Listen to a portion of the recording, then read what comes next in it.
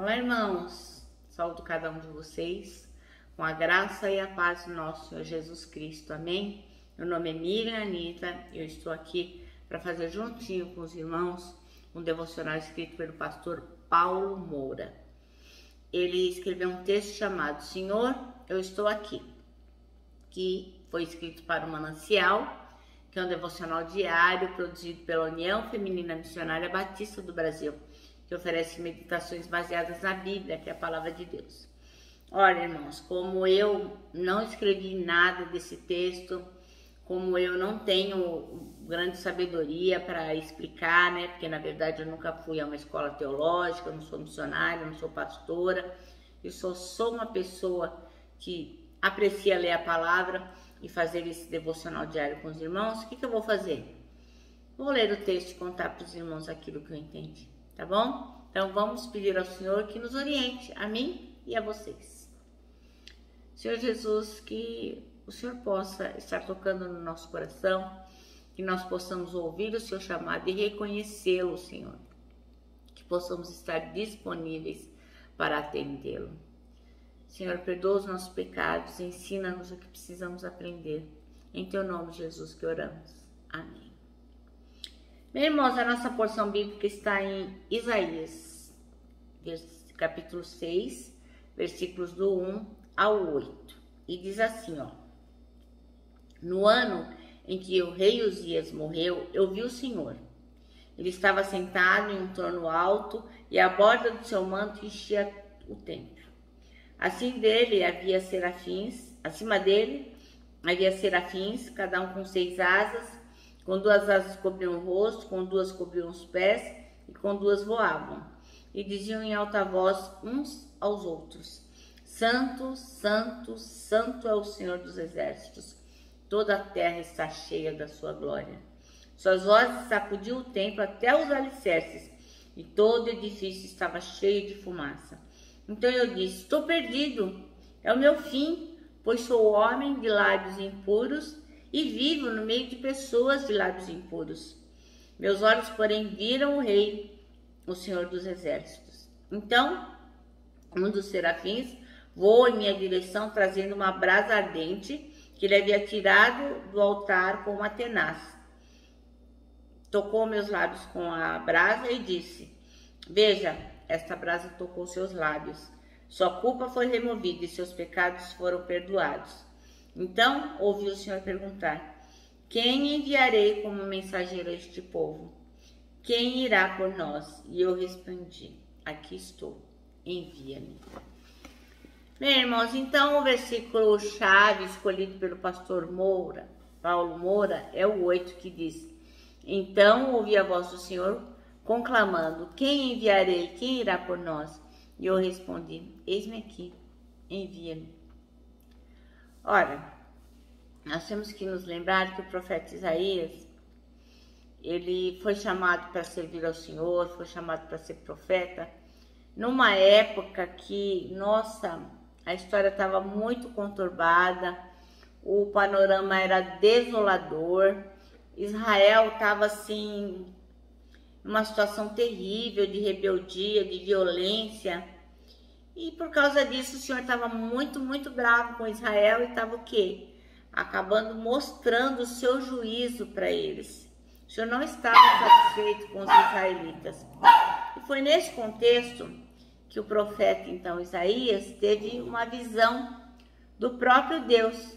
E aí ele ficou apavorado, ele ficou em pânico, ele ficou aflito, porque havia um temor de que quem visse Deus deveria morrer imediatamente. Ele pensou: não há chance para mim. Mas é bem interessante como Deus aproveita os momentos de crise da humanidade, os momentos em que a humanidade está cada vez mais se perdendo, quando parece que não há mais jeito, o Senhor vem e demonstra o seu amor e a sua compaixão. Então o Senhor vem e se revela, neste caso então, face a face. E o Senhor permite a nós, assim como permitiu a eles, que nós possamos experimentar do amor do Senhor, né? Ele se faz conhecido entre nós. O que acontece? Nesta fase de confusão, de rebeldia, de pecado, de violência, o Senhor estava precisando levantar alguém que pudesse se opor àquele sistema que estava estabelecido, cheio de coisas ruins, né? E o Senhor precisava de alguém que fosse a sua voz. O que aconteceu? Isaías imediatamente se colocou à disposição e imediatamente, prontamente, ele obedeceu. Ele falou, ó, tem uma missão, Senhor? Eu vou lá e vou cumprir essa missão. Meus irmãos, hoje em dia não é diferente. A gente está passando pelos mesmos problemas de rebeldia, violência, de caos, né? A gente está vendo, obviamente, observando as devidas proporções, a gente está enfrentando dilemas muito semelhantes aos que Jerusalém, que os israelitas estavam passando, né? O mundo está em crise, mas o chamado de Deus é o mesmo. Ele chama todos nós, crianças, adolescentes, jovens, adultos, idosos, para quê? Para que a gente possa cumprir a missão do Senhor, que é o quê? Ser a voz dele no meio dessa geração.